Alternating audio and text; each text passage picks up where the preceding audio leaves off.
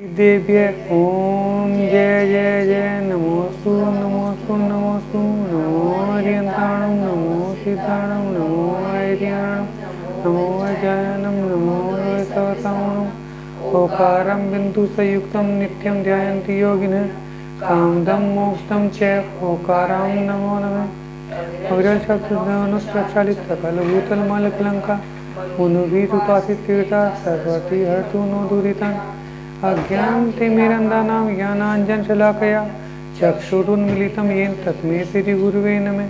श्रीपरमगुरुवे नमः। परम्पराचार्य श्रीगुरुवे नमः। सकलकलुषविध्वंसकं चेतां परिवर्धकं धर्मसम्बन्धकं भगवज्जीवमनः प्रतिबोधकारकमिदं शास्त्रं श्रीपरम्पराणामधेयम् अस्य मूलग्रन्थकर्तारः श्री सर्वज्ञदेवा तदुत्तरग्रन्थकर्तारः श्री गंधर्वदेवा प्रतिगंधर्वदेवा तेषां मनोद्युतारमाद्यं श्री रविसेन आचार्येण विरचितं सर्वे श्रोतारः सावधानतया शृण्वन्तु। मंगलं भगवान वीरो मंगलं गौतमोपनि मंगलं पूर्णवाद्यो जयन्तर्मोस्तु मंगलं सर्वमङ्गलमाङ्गल्यं सर्वकल्याणकारकं प्रधानं सर्वधर्माणां जयनं जयतु शासनं जयनं जयतु शासनं जयनं जयतु शासनं। बेटा ना समझ में आने की केवल एक वजह ये हो सकती है कि पिछली कहानी तुम्हारी सुनी हुई ना हो, ठीक है ना। अगर पिछली कहानी तुम्हारी सुनी हुई नहीं है तो तुम अगर कहोगे हल्का सा पिछले भी कहानी का जिक्र कर देंगे, क्योंकि मन तुम्हारा तभी लगेगा जब तुम्हें थोड़ा सा समझ में आए।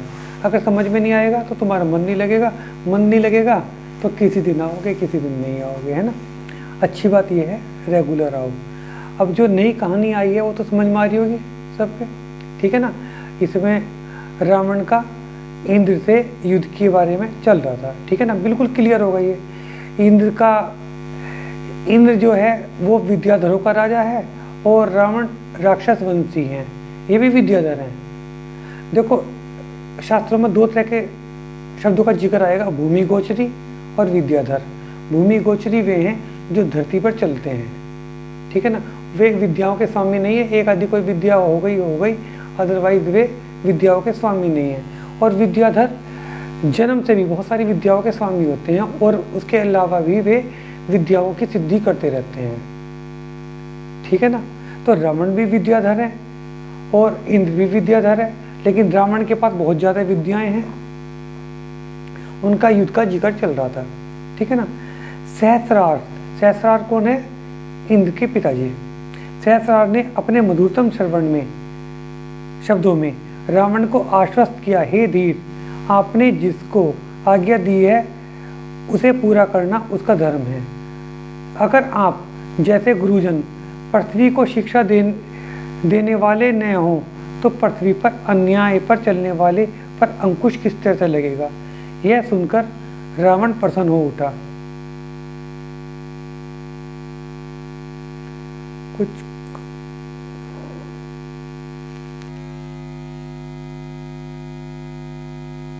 यहाँ पे नहीं, मैं थोड़ा सा आगे से चालू कर देता।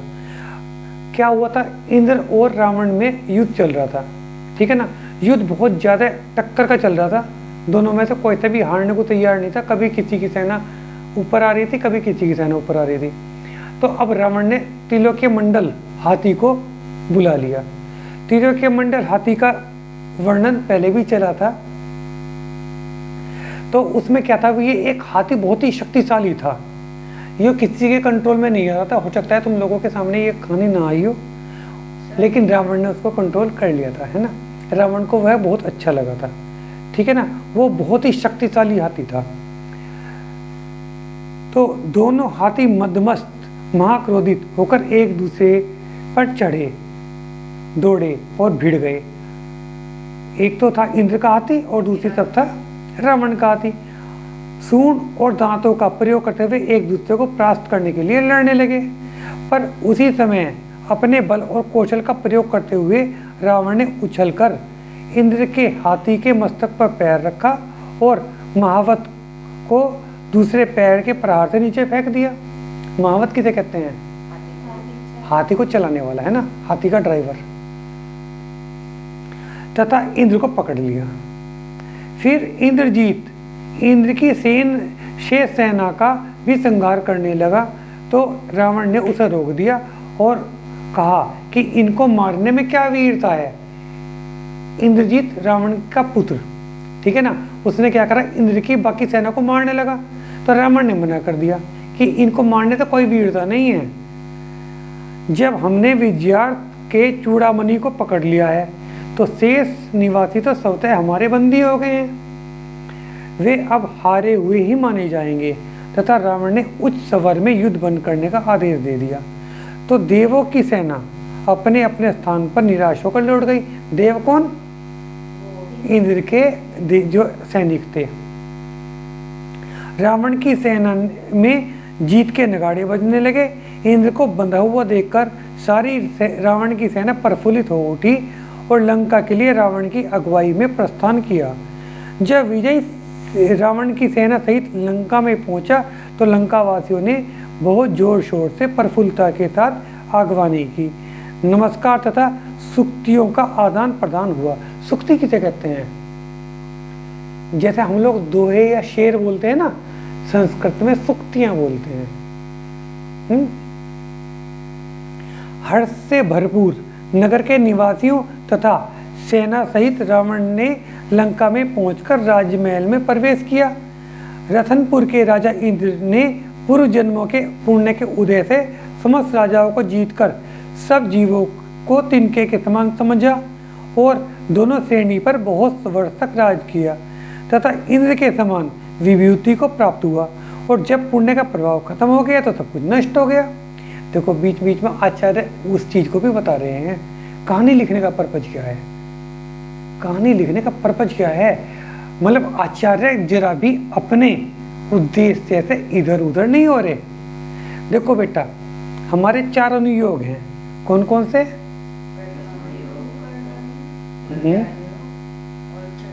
बिल्कुल ठीक है, ये सीक्वेंस है।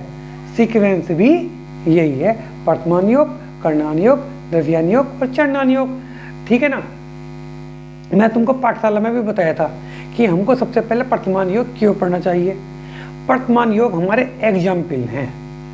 वर्तमान योग क्या है? हमारे एग्जाम्पल हैं। कभी कभी हमारे लोगों के दिमाग में क्या जाता है, अरे वो तो इतना पाप कर रहा है, वो इतना सुखी, और मैं रोज मंदिर में भी जा रहा हूँ, प्रक्षाल भी कर रहा हूँ, पूजा भी कर रहा हूँ, मैं तब भी इतना दुखी।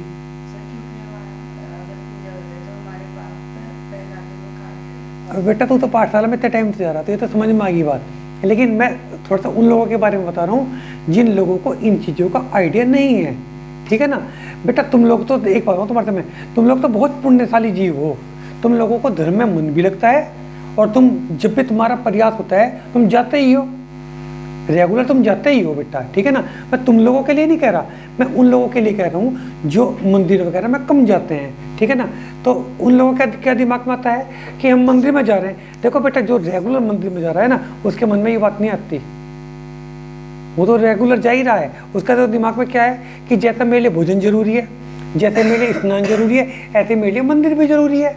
ठीक है ना। लेकिन आमतौर पर जो लोग कम जा रहे हैं या जिन लोगों के ने शास्त्र जी नहीं पढ़े हैं, आमतौर पर बहुत से लोग ऐसे हैं जो एक मुट्ठी चावल लेके गए और फटाफट 9 बार नमो का मंत्र पढ़ के और सब वेदी पर चढ़ाकर फटाफट आ भी गए। ठीक है ना। उन्हें ये नहीं पता कि ना प्रतिमा के सामने बोलना क्या है, क्या अर्घ बोलने चाहिए। मैं उन लोगों के लिए कह रहा हूँ। ठीक है ना। तो मैं क्या बता रहा था तुम्हारे से, वर्तमान योग हमारे क्या है? एग्जाम्पल हैं। क्या है? एग्जाम्पल किस चीज़ के हैं? एग्जाम्पल इस चीज़ के हैं कि देखो कोई जीव इतने विभूति वाला है। विभूति का मतलब जिसके पास बहुत कुछ है और उसके बाद उसका सब कुछ खत्म हो गया, या वो आज है ही नहीं।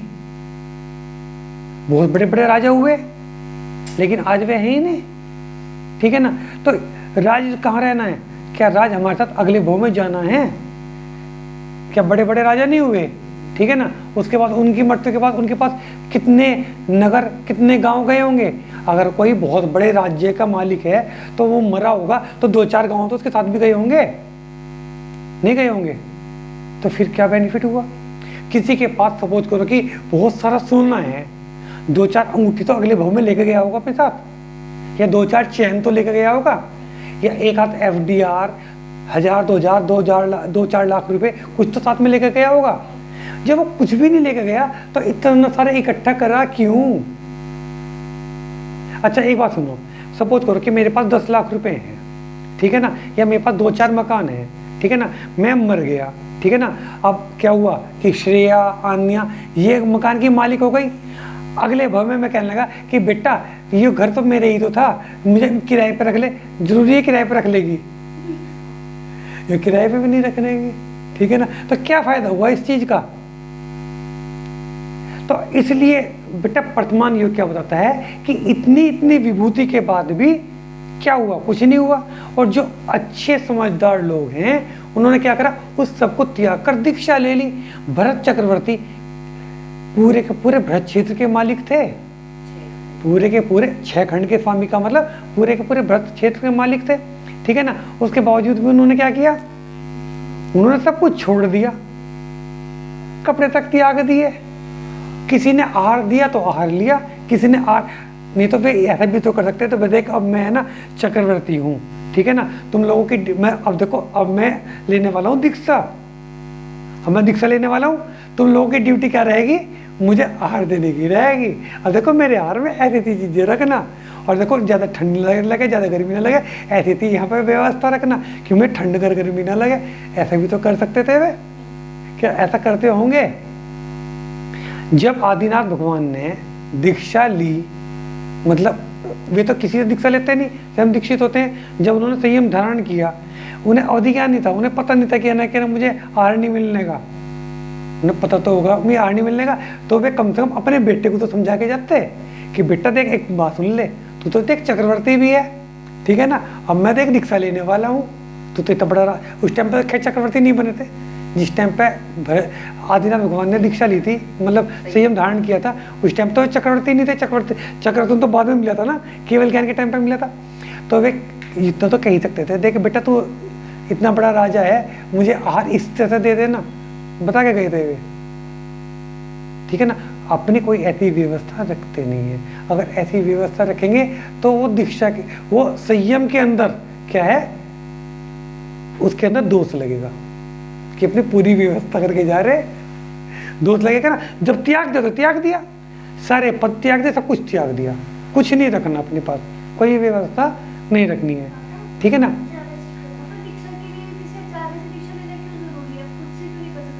देख बेटा एक बात सुन, स्वयं दीक्षित केवल और केवल तीर्थंकरों के लिए कहा गया है। तीर्थंकर स्वयं दीक्षित हैं, ठीक है ना, वे 3 ज्ञान के धारी हैं। बाकी को किसी न किसी को अपना गुरु ही बनाना पड़ेगा। जिसको अपना गुरु बनाओगे उसी से दीक्षा लेनी होगी। और गुरु बनने का अधिकार मुनि के जो गुरु होंगे, हमारे गुरु तो मुनि भी हैं, हमारे गुरु तो मुनि भी हैं, लेकिन मुनियों के गुरु आचार्य हैं।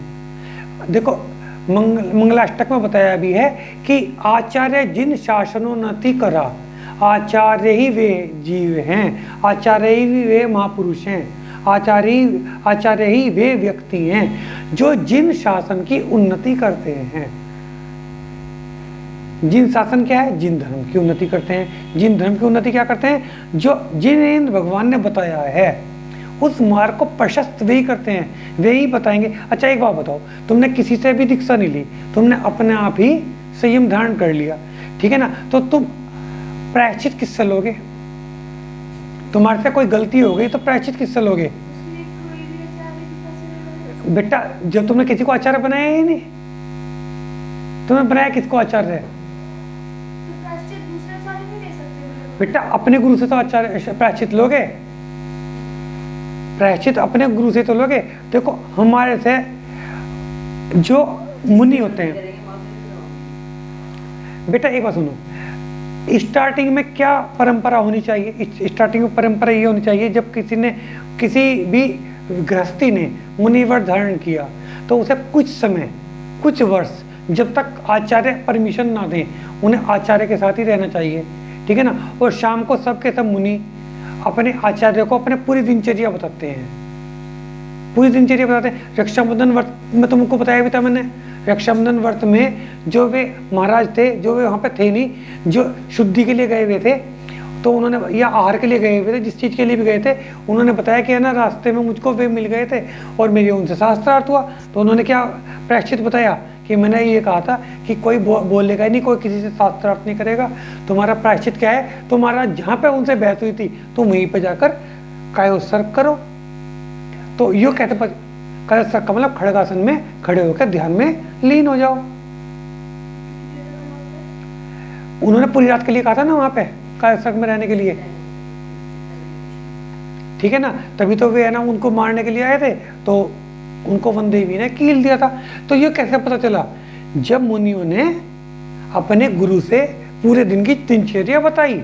और ये कब तक बताते हैं, जब तक आचार्य को ये अच्छी तरह से एहसास ना हो जाए, पूरी तरह ये लगने ना लगे कि हाँ मेरा शिष्य अब ऐसा हो गया है कि जो अपने व्रतों में किसी तरह की कोई दोष नहीं लगाएगा, अभी अकेला भी रह सकता है, तो वे उनको अकेले छोड़ सकते हैं। और जिसको ये लगता है कि हाँ अकेला तो ठीक नहीं है, लेकिन ये मेरे से अलग रह सकता है, 2-2 3-3 मुनियों के संग में भी उनको छोड़ सकते हैं। और जब बिल्कुल ऐसा, जैसे हमारे सुधा सागर जी महाराज हैं, सुधा सागर जी आचार्य तो नहीं है, लेकिन आचार्य श्री ने उनको अकेले भी छोड़ दिया है, क्योंकि उन्हें पता है कि ये अब इतने परिपक्व हो चुके हैं, ये अकेले भी किसी तरह का दोष नहीं लगाएंगे, ये अपना प्रायश्चित खुद भी देख सकते हैं और ये अपनी दीक्षा को बिल्कुल ठीक तरह से चलाएंगे। और जैसे ये हमारे धवल सागर जी हैं, वीर सागर जी हैं और विशाल सागर जी हैं, ये 3 के संग में हैं, उनको भी अकेला तो छोड़ दिया, छोड़ इसलिए दिया, उन्हें पता है कि ये अब अच्छे साधु हैं।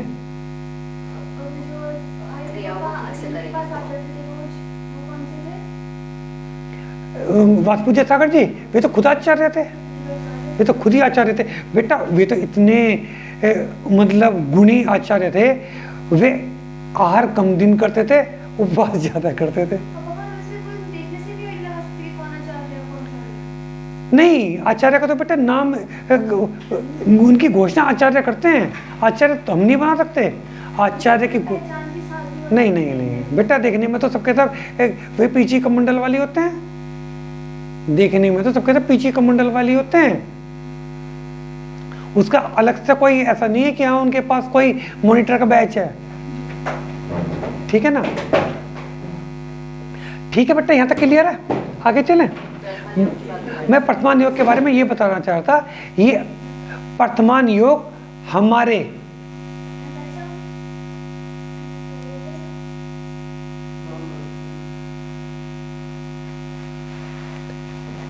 अंदर दृढ़ता पैदा करता है बेटा, वर्तमान योग हमारे अंदर दृढ़ता पैदा करता है, विश्वास पैदा करता है हमारे अंदर कि हमारा धर्म श्रेष्ठ है।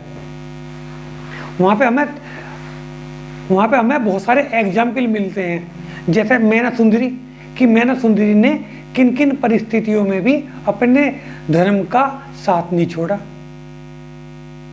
ठीक है ना। तो वर्तमान योग से हमें क्या मिलता है, एग्जाम्पल मिलते हैं कि किन किन परिस्थितियों में भी महापुरुषों ने अपने धर्म को के ऊपर दृढ़ रहे। क्लियर है बेटा। वर्तमान योग से हमको ये शिक्षा मिलती है किन किन विपरीत परिस्थितियों में भी महापुरुषों ने धर्म का साथ नहीं छोड़ा, और सब कुछ नाशवान है, धर्म ही एकमात्र सहायक है, ठीक है ना। उसके बाद आता है कर्णानी योग, ठीक है ना। उसके बाद क्या आता है, कर्णानी योग। कर्णानी योग से हमें क्या पता चलता है, कर्णानी योग से हमें ये पता चलता है कि हमारे धर्म के हिसाब से हमारा भूगोल क्या है, कर्मों की क्या स्थितियां हैं। एक तो हमें कर्मों का पता चलता है कि कर्म कौन कौन से हैं और किन किन चीज़ों से कौन कौन से कर्म का आश्रय बंद होता है, और किस किस तरह से कर्म कटते हैं या आना रुकते हैं, ठीक है ना। और हमारा पूरा का पूरा भूगोल भी कर्णानी योग में ही है कि भरत क्षेत्र कहाँ है, जम्बूद्वीप कहाँ है, स्वर्ग कहाँ है, नरक कहाँ है, ये सब के सब क्या में है, कर्णानी योग में है।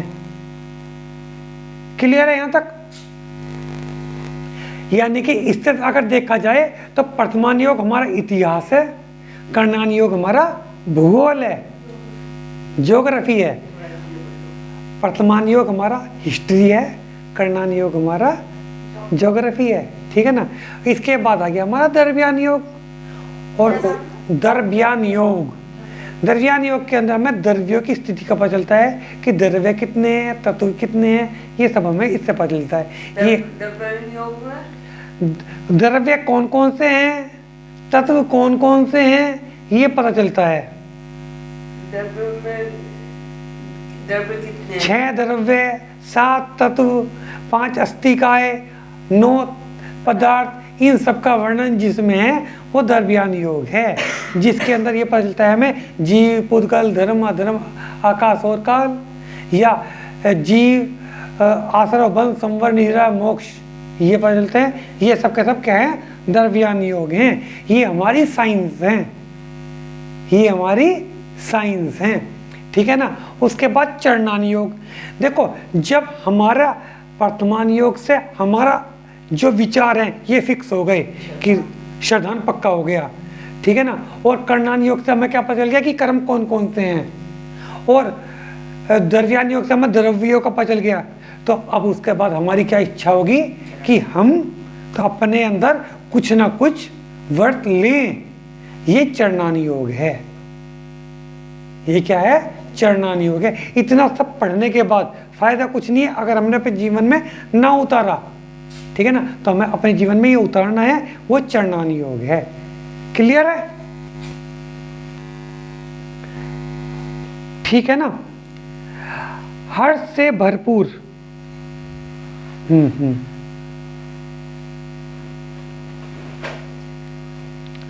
इसलिए मनुष्य को चंचल सुखों को धिक्कार है, ठीक है ना। मनुष्य को चंचल सुखों का धिक्कार है, क्योंकि वो कितने समय तक कितना अच्छा राज भोगा। अब उसके बाद रावण ने उसका सारा का सारा राज्य खत्म कर दिया। यद्यपि स्वर्ग लोक के सुख सर्वश्रेष्ठ माने जाते हैं, स्वर्ग में ये माना जाता है कि सुख है। जीवन पर्यंत तक कोई रूप नहीं बदलता, पर जब दूसरी पर्याय शुरू होती है रूप बदल जाता है। स्वर्ग के अंदर क्या है, बुढ़ापा नहीं है, बीमारियां नहीं है। स्वर्ग में ना तो बुढ़ापा है ना बीमारियां हैं, लेकिन आयु तो पूरी होती है, आयु तो पूरी होती है। जबकि मानव तो एक ही पर्याय में अनेक रूप, अनेक दशाएं, अनेक सुख और अनेक दुख भोगता है। मनुष्य में बीमारियां भी हैं और बुढ़ापा भी है, सब चीजें हैं। इसलिए जो मानव माया पर गर्व करते हैं वे तो मूर्ख ही होते हैं। अब रावण पूर्व पुण्यों के प्रभाव से सभी दुश्मनों को जीतकर अति अति शक्तिशाली, वैभवशाली राजा बन गया। टाइम देख लेना बेटा। हाँ, तभी तो और पढ़ लेते हैं ना, ये तो पूरा कर लेते हैं। उधर इंद्र के मंत्री, मित्र, सामंत अपने राजा तथा मित्र की दशा देखकर अत्यंत दुखी हुए तथा इंद्र के पिता सहस्रार को लेकर विनती करने रावण के पास पहुंचे। जो उसके मित्र थे, वो इंद्र कहाँ पे है इस टाइम पे? वेरी गुड, लंका में है। किसके? मम्मी, विद्याधरों का राजा, विद्याधरों का जो राजा था इंद्र, विद्याधरों का राजा इंद्र, हाँ, उसका नाम इंद्र था। वो स्वर्ग का राजा इंद्र नहीं था, वो विद्याधरों का राजा था इंद्र। रावण ने उसको हरा दिया और बंदी बनाकर लंका में ले गया, बंदी बनाकर लंका में ले गया। तो जो इंद्र के मित्र थे और पिता था इंद्र का, और उसके जो सेना नायक थे, वे सबके सब रावण के पास गए रिक्वेस्ट करने के लिए कि इंद्र को छोड़ दें। और इंद्र के पिता सहस्रार को लेकर विनती करने के लिए रावण के पास पहुंचे। रावण ने सहस्रार को उदासीन श्रावक जानकर बहुत सम्मान दिया। रावण ने उसका सत्कार किया और उन्हें सिंहासन पर बिठाया। सहस्रार ने रावण की प्रशंसा की और कहा, तुम जगजीत हो, इसलिए तुमने इंद्र को भी जीत लिया है। तुम्हारे बाजुओं की शक्ति सबने देखी है। अब तक तुमने बड़े बड़े राजाओं को जीतकर उसके गर्व को चूर चूर किया, फिर उन पर कृपा की। अब तक लोकपाल नाम के राजाओं को उसे भी युद्ध किया। तब रावण ने सहस्रार ने से कहा, आप जैसा चाहते हो वैसा ही होगा। परंतु आपकी बात का समर्थन करते समय इंद्र के लोकपालों ने हंसकर उसे बात की और महत्ता को कीड़ा बनाने का प्रयास किया। इसलिए चारों को मेरे नगर में झाड़ू लगानी होगी।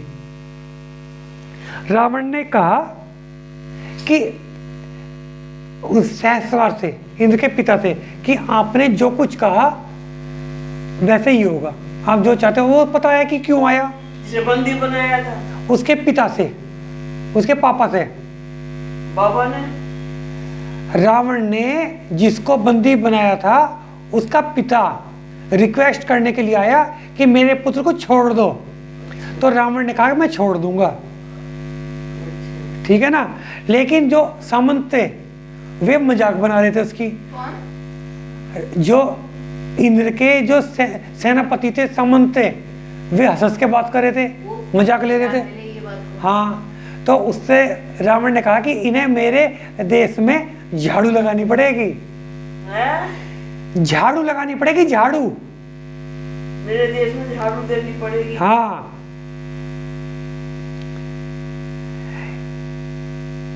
ये रास्तों को साफ करें, सुगंधित जल से रास्तों पर छिड़काव करें तथा 5 वर्ण के सुगंधित पुष्पों से नगर की सजावट करें। यह सुनकर लोकपाल लज्जित होकर सिर नीचा करके खड़े रह गए। सहस्रार ने अपने मधुरतर शब्दों से रावण को आश्वस्त किया, हे धीर, आपने जिसको जो आज्ञा दी है वह उसको पूरा करेगा, वह उसका धर्म है। अगर आप जैसे गुरुजन पृथ्वी पर शिक्षा न दें तो पृथ्वी पर अन्याय मार्ग से चलने वाले का अंकुश किस तरह से लगेगा। अगर आप लोगों को सही गलत का पाठ ना पढ़ाएं तो सबके सब लोग गलत ही करेंगे, है ना। अगर टीचर बच्चों को पनिशमेंट नहीं देगा, अच्छा एक बात बताओ, मैं बच्चों से, अपने स्कूल के बच्चों से भी अक्सर पूछता हूँ, बच्चों को ये बहुत खराब लगता है कि सर नकल नहीं करने देते, चीटिंग नहीं करने देते, है ना। बच्चों को बुरा लगता है कि हम एग्जाम में बच्चों को नकल नहीं करने देते। बच्चों को बुरा तो लगेगा, उन्हें ये लगता है कि सर का क्या बिगड़ रहा, सर का क्या बिगड़ रहा, बताओ बेटा, ये लगता है, नहीं लगता है। आमतौर पर मैं हर बार तो बच्चों को नहीं समझाता, लेकिन कभी कभी बच्चों को समझाने की कोशिश करता हूँ कि बेटा, अगर तुमने चीटिंग करके क्लास पास कर ली, ठीक है ना, और सब टीचर चीटिंग कराने लगे, तो एग्जाम का बेनिफिट क्या रह जाएगा। मेरा एग्जाम का पर्पज क्या है, एग्जाम का पर्पज ये है, अगर तुम लोगों को नॉलेज है तो अगली क्लास में जाओ, अगर तुम्हें नॉलेज नहीं है तो इस क्लास को रिपीट करो, यही तो पर्पज है एग्जाम का। और तुम्हें चीटिंग करके क्लास पास कर ली तो बेटा एग्जाम का तो पर्पज ही खत्म हो गया। इससे अच्छा तो फिर क्या हो, एग्जाम ही ना हो, कि जो आज 9th में है अगले साल 10th में आए, जो 10th में है 11th में आए, तो फिर तो यही होगा। और एक बात बताओ, अगर चीटिंग कर करके सबके सब पास होने लगे, ठीक है ना, तो तुम एक बात बताओ, तुम जो चीटिंग करे हुए बच्चे हो, ठीक है ना, अगले बार तुम टीचर बन गए, क्या अपने बच्चों को तुम अपने जैसे टीचर से पढ़वाओगे। बेटा बताओ, क्यों नहीं पढ़वाओगे। हमारे जैसे टीचर को ही मिलेंगे फिर तुम्हें, फिर तुम्हारे जैसे टीचर मिलेंगे, तुम्हारे बच्चे तुम्हारे जैसे टीचर से तो पढ़ेंगे। और डॉक्टर को यही नहीं पता चलेगा कि जो ग्लूकोज है वो यहाँ को चढ़ता है, यहाँ को चढ़ता है, ठीक है नहीं है, तो उसे ये नहीं पता चलेगा, उसे ये नहीं पता चलेगा कि जो वेंटिलेशन पे पेशेंट है उसकी ऑक्सीजन भी खोलनी पड़ती है। वो तो ऑक्सीजन उसे मास्क लगाया, देखो जी मैं तो इतने देखा, हमें तो पता नहीं था ये भी खोलना है, ठीक है ना। तो बेटा हालत खराब हो जाएगी। और ये जो पुल है ना, जो फ्लाई ओवर है, ये तो रोज ही गिरा करेंगे, लोग इस पर चढ़ते हुए डरा करेंगे, देखो मेरी गाड़ी इस पर चढ़ी और ये नीचे, ठीक है ना। तो बेटा इसलिए हम तुम्हारे से चीटिंग नहीं कराते, आई बात समझ में। और क्लास के अंदर डिसिप्लिन भी रहना जरूरी होता है ताकि बच्चे पढ़ें, है ना।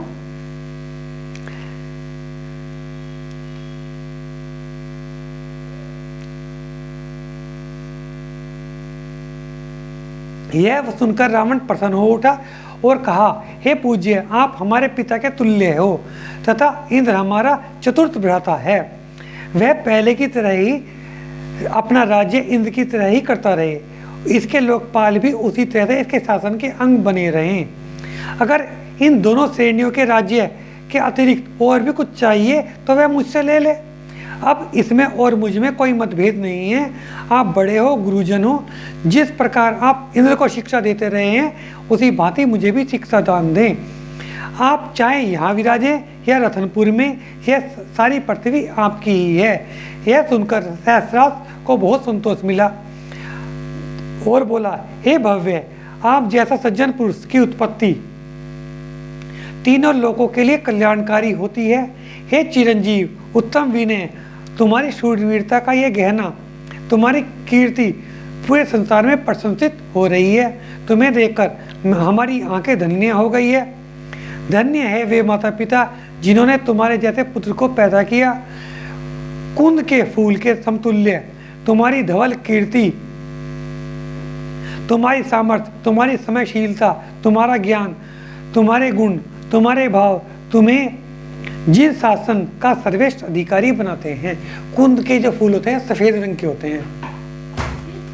कुंद एक फूल का नाम है और इसके फूल बिल्कुल सफेद रंग के होते हैं। तुमने जो कहा है यह घर भी हमारा है तथा इंद्र की तरह तुम भी मेरे पुत्र हो। केवल तुम ही ऐसा कहने में समर्थ हो। हे महाभाऊ, तुम्हारी भुजाएं किसी दिग्गज को सूंड के समतुल्य हैं। तुम्हारे जैसे मनुष्य विरले ही होते हैं। तुम्हारी जन्मभूमि माता के समान होती है, वह छोड़ी नहीं जाती। जन्मभूमि के वियोग चित्त को व्याकुल कर देता है। आप सारी पृथ्वी के राजा हो, परंतु लंका तुम्हें सबसे प्रिय है। हमारे सारे मित्र बांधव, समस्त प्रजाजन हमें देखने के लिए व्याकुल हो रहे होंगे, इसलिए हम अब रतनपुर ही जाना चाहेंगे। परंतु तुम्हारा मन सदैव आप लोगों के पास, हमारा मन सदैव आप लोगों के पास ही रहेगा। हे देवों के प्रिय, बहुत काल तक पृथ्वी की निर्विघ्न रक्षा करो। उसी समय रावण ने इंद्र तथा जयंत को बुलाकर सहस्रार्थ के साथ कर दिया। रावण ने इंद्र तथा जयंत को बुलाकर, जयंत उसका पुत्र, उन दोनों को बुलाकर सहस्रार्थ के साथ कर दिया तथा बहुत दूर तक रावण उन सभी को विदा करने के लिए उनके साथ गया। ठीक है ना, यहीं तक रखते हैं आज। रावण के बेटे 3 भाई बताए हैं, एक तो कुंभकर्ण और विभीषण और रावण, और 2 पुत्र बताए हैं, इंद्रजीत और मेघनाथ। बेटा माता का नाम तो बताया नहीं, लेकिन हो सकता है मंदोदरी की हूँ, क्योंकि माता का नाम तो नहीं बताया उन्होंने। ये कहा कि 2 पुत्र हैं कि इंद्रजीत और मेघनाथ। और मैं ख्याल से इंद्रजीत इनका नाम इसलिए रखा कि इंद्र को जीत लिया। अच्छा, हम लोग क्या समझते थे, इंद्र जो जीता होगा स्वर्ग का राजा इंद्र जीता होगा, ठीक है ना, लेकिन इंद्र जो जीता है इन्होंने, मेरे ख्याल से यही विद्याधरों का राजा इंद्र जीता है ना। जिनवाणी जग मैया जन्म दुख मेट दो, जिनवाणी जग मैया जन्म दुख मेट दो, जन्म दुख मेट दो, मरण दुख मेट दो, जिनवाणी जग मैया जन्म दुख मेट दो। समोसन सा महल तुम्हारा गणधर जैसे भाई, समोसन सा महल तुम्हारा गणधर जैसे भैया, कौन कौन से पुत्र तुम्हारे तीर्थंकर से सैया, जन्म दुख मेट दो, जिनवाणी जग मैया जन्म दुख मेट दो। 7 तुझे द्रव्य बताए हो उपकारी मैया, 7 तुझे द्रव्य बताए हो उपकारी मैया, जो भी शरण में आया उसकी पार लगा दी नहीं, जन्म दुख मेट दो, जिनवाणी जग मैया जन्म दुख मेट दो।